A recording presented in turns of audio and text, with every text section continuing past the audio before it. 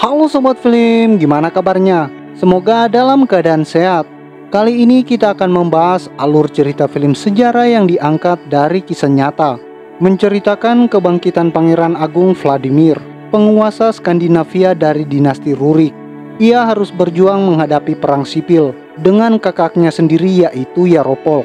Dia bertujuan menghapus paganisme menjadi Kristen Ortodoks yang kini mengakar di wilayah-wilayah Eropa Utara. Bagaimana kisahnya? Langsung saja kita simak alur cerita film Viking.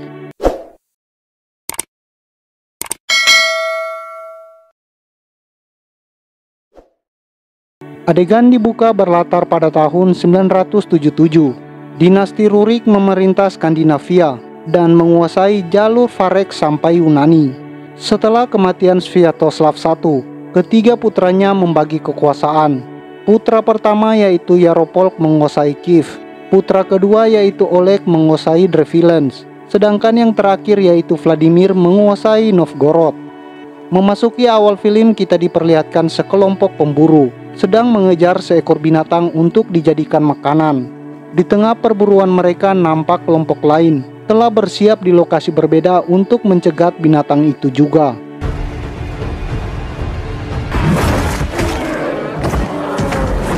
Setelah banteng itu berhasil dikalahkan, kedua kelompok hampir saja bertikai. Kelompok pencegat merupakan Pangeran Oleg yang menguasai wilayah Drevliansk, sedangkan kelompok lain adalah penasehat dari Pangeran Yaropolk yang memimpin wilayah Kiev. Oleg yang mengetahui jika mereka berasal dari Kiev, kemudian membantai mereka semua.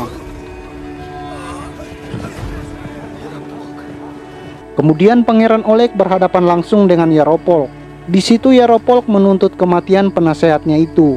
Akan tetapi Oleg menimpali jika penasehatnya ingin merebut buruan mereka. Itu sebabnya ia membunuhnya. Yaropolk yang tidak terima kematian sang penasehat kemudian mengejar Oleg yang kabur menuju kerajaan Polotsk. Orang-orang Polotsk yang terkejut melihat kedatangan pasukan Yaropolk kemudian menutup gerbang dengan cepat. Hal ini membuat banyak warganya yang tidak sempat masuk dan berdesak-desakan bersama Pangeran Oleg. Para warga yang terdesak kemudian tidak memberi akses jalan kepada Oleg, sehingga ia harus ikut terhimpit bersama warga di jembatan parit. Ia lalu tak sengaja jatuh dari parit yang berisikan jebakan tombak kayu hingga akhirnya ia tewas.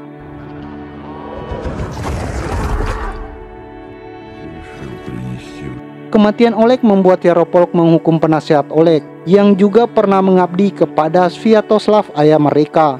Ia bernama Svenel. Svenel dikambing hitamkan atas kematian Oleg untuk menepis kebencian rakyat agar tidak menyalahkan Yaropolk. Ketika akan dilakukan eksekusi, Svenel berhasil selamat.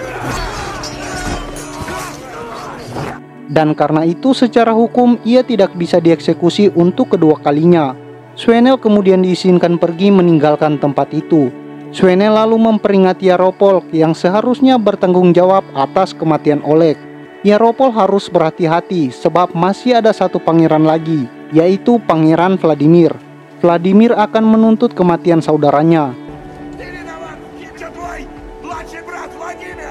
Selang beberapa waktu diperlihatkan Vladimir bersama pasukannya Vangaria atau pasukan Viking berlayar menuju kerajaan Polotsk yang merupakan jalur agresinya untuk memerangi Yaropolk di Kiev. Kedatangan Vladimir juga untuk meminang Putri Rokneda, anak Pangeran Rokfulut. Sesampainya mereka, Putri Rokneda tidak menerima pinangan Vladimir karena menganggap jika Vladimir hanya memanfaatkannya agar memperoleh pasukan dari kerajaan mereka. Tidak hanya itu, Putri Rokneda juga melakukan penghinaan kepada Vladimir dengan mengatakan jika Vladimir adalah anak seorang budak. Penghinaan itu disebabkan Rokneda menganggap Vladimir pengecut karena melarikan diri ke Skandinavia setelah mendapatkan kabar kematian Oleg dan takut dibunuh oleh kakaknya sendiri yaitu Yaropolk. Vladimir yang tidak terima membalas penghinaan itu dengan melakukan serangan ke pihak Polotsk.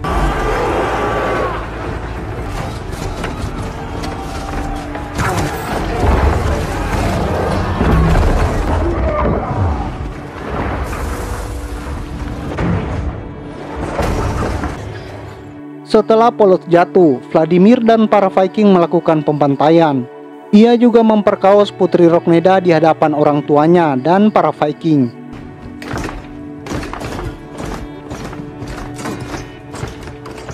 Vladimir yang baru saja melakukan tindakan tidak manusiawi kepada orang-orang Polotsk, kemudian merasa bersalah dan bertanggung jawab dengan menikahi Putri Rokneda. Kemudian dia mengajaknya untuk ikut dalam agresi selanjutnya menuju kerajaan Kiev. Mereka pun pergi dengan menggunakan kapal perang. Vladimir tidak sabar untuk segera mengalahkan kakaknya.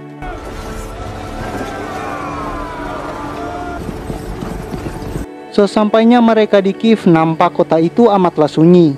Tidak ada rakyat dan pasukan, kecuali sekelompok penyihir kaum pagan.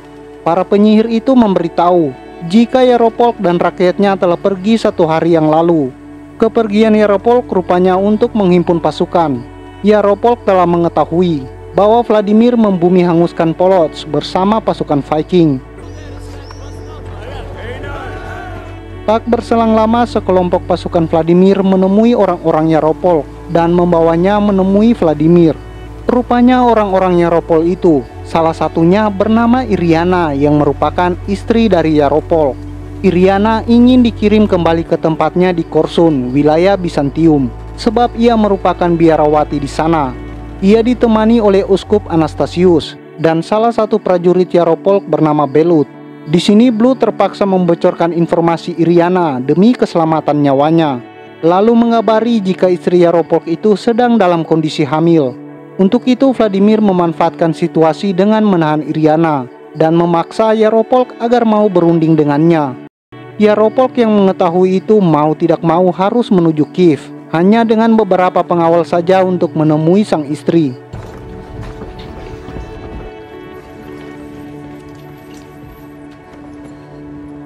Sesampainya Yaropolk di Kiev, ia diizinkan membawa seorang pengawal saja untuk bertemu langsung dengan Vladimir. Setelah di dalam ruangan, dua pangeran ini pun bertemu langsung. Akan tetapi ketika hendak saling mendekat, seketika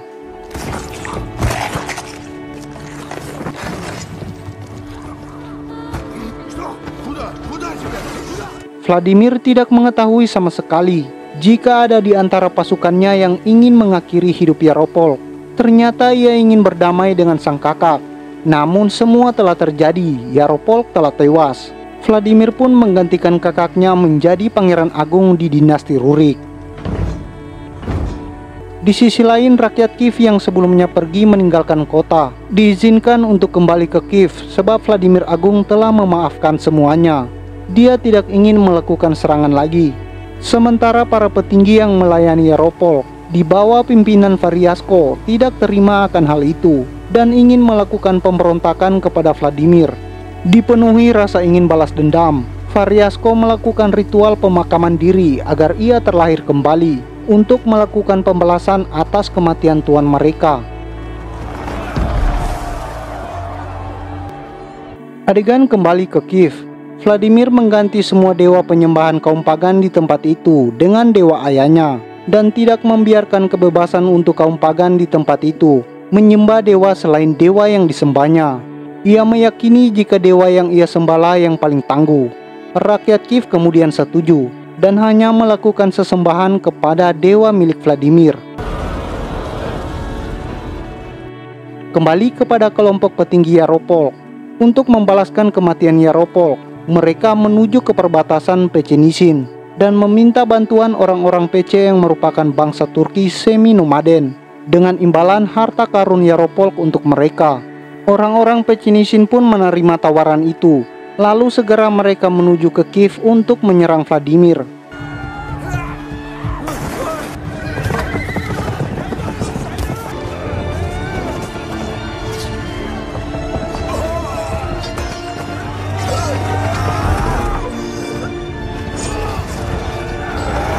Beruntungnya di pertempuran yang tiba-tiba itu, Suenel berhasil mengakali dengan mengancam Variasko menggunakan Iriana yang akan ia bunuh jika mereka masih menyerang. Jika Iriana tewas, maka calon anak dari Yaropolk pun demikian. Oleh karena itu, Variasko yang tidak ingin kehilangan calon dari raja mereka lalu mengalah untuk sementara waktu. Vladimir memperoleh kesempatan untuk menyiapkan pertahanan, sebab orang-orang Pecenisin yang terlanjur keluar dari wilayah mereka tak akan pulang dan segera akan kembali. Apalagi mereka telah menguasai keseluruhan lokasi di luar kerajaan Kiev. Rakyat Kiev mengetahui jika orang-orang Pechenizin akan terus menyerang. Mereka dengan sukarela ikut ambil bagian dalam pertempuran bersama Vladimir dan pasukan Viking. Tak lama berselang, bangsa Pechenizin kembali melakukan serangan. Mereka mengitari tembok kota sambil menghujani dengan anak panah. Para pasukan Viking terlihat gugup, namun mereka telah bersiap bertempur. Maka terjadilah pertempuran yang sangat sengit antara kedua kubu.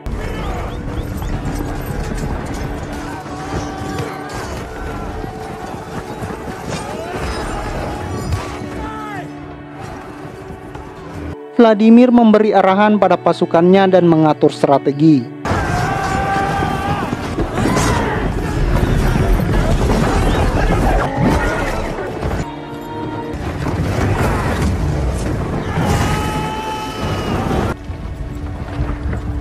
Serangan kedua dari bangsa Pechenizin berhasil mereka hindari, meski mereka kehilangan prajurit terbaik bangsa Viking. Orang-orang Pechenizin meski telah kalah, pasti akan kembali lagi. Hal ini akan membuat mereka tak henti-hentinya terkepung. Untuk itu Vladimir mengambil keputusan untuk menemui Variasko secara langsung dan mengantarkan Iriana kepadanya. Mereka pun keluar dari kerajaan. Sesampainya di pinggiran sungai tempat para Pechenizin berkemah, Iriana akhirnya kembali kepada Variasko. Akan tetapi ketika mereka hendak kembali dari tempat itu, tiba-tiba bangsa Pechenizin menyerang mereka. Rupanya Variasko telah mengkhianati perjanjian.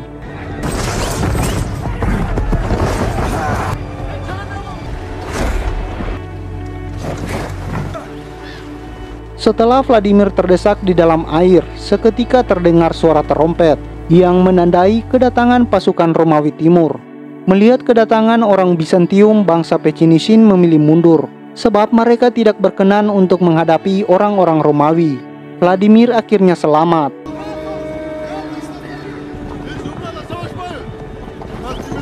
Orang-orang dalam kapal itu merupakan utusan dari Kekaisaran Romawi Timur di Konstantinopel yang dirajai oleh Kaisar Basil Porphyrogen.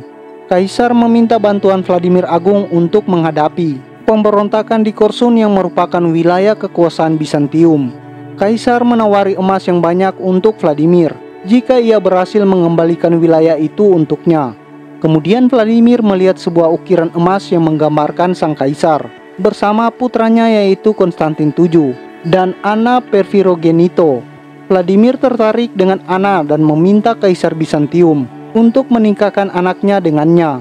Jika kaisar mau, maka dengan senang hati Vladimir akan menyerang Korsun.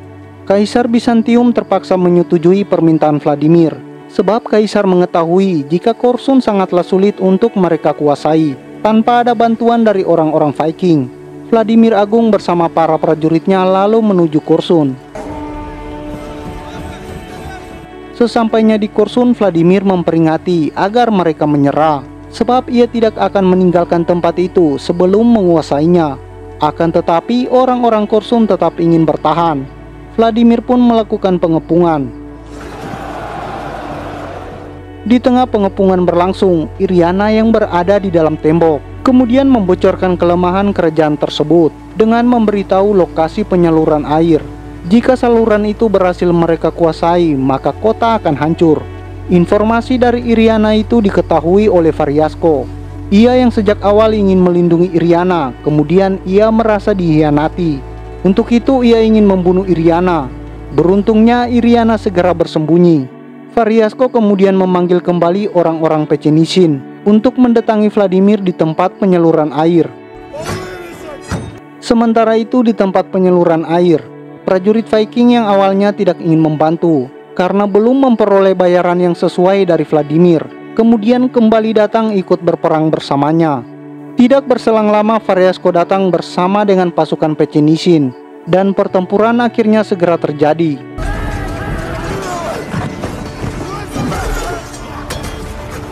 Ketika itu hujan turun dan membuat perbukitan menjadi licin. Vladimir memiliki ide brilian untuk meluncurkan kapal-kapal mereka yang berada di atas bukit untuk menyerang para Pechenizin. Pada akhirnya pasukan Pechenizin berhasil dikalahkan.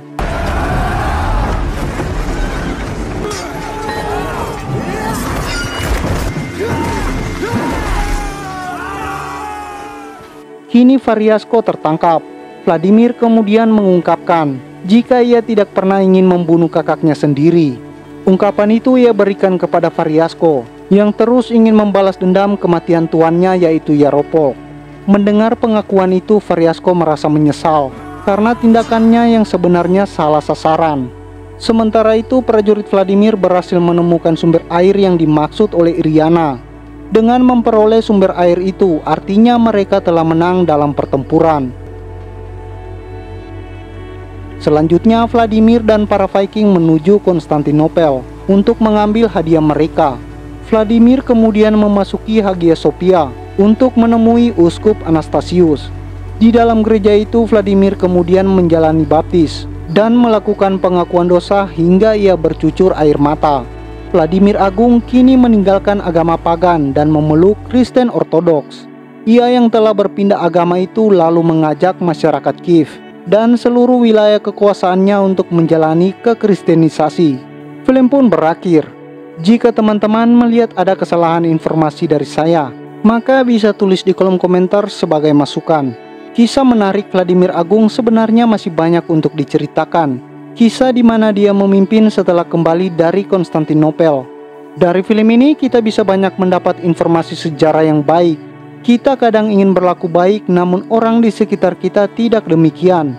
Niat baik kita juga kadang disalahpahami oleh orang lain yang hanya melihat di satu sisi saja. Tetaplah berbuat baik. Oke, sampai jumpa di alur cerita film berikutnya.